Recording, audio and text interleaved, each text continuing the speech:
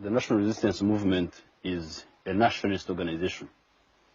It is a nationalist in the sense that it is fighting for the aims of the whole country and not for aims of a section of the country. Secondly, the National Resistance Movement is a democratic movement. It's a movement which is fighting for democracy.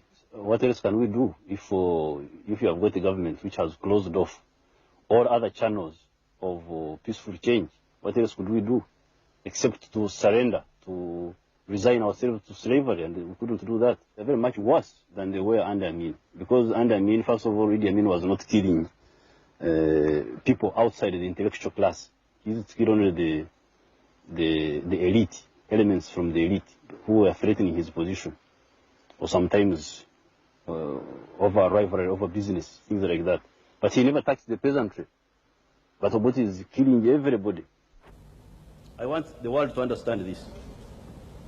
The people of Uganda, the population, did not start violence. I was not a soldier, I was an intellectual.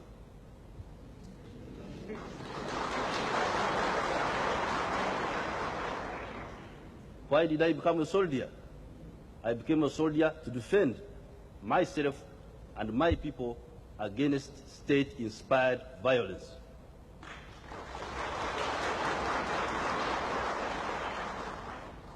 People were killed in 1964. Our people were killed in 1966. Our people were killed in 1969. Amin killed our people from 1971 to 1979.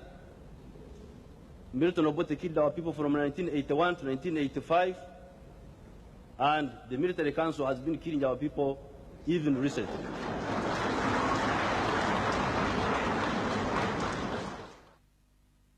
They went ahead with their old game of killing Ugandans. Since the signing of the peace agreement, they had killed up something like 400 or 500 people, whose names we could lay our hands on, names and places of birth and things like that. Now, we found that if we didn't act, first of all, there would be no solution to the Ugandan political crisis. There would be no solution. We would go on endlessly with the same cycle of violence and regimes which don't do any work.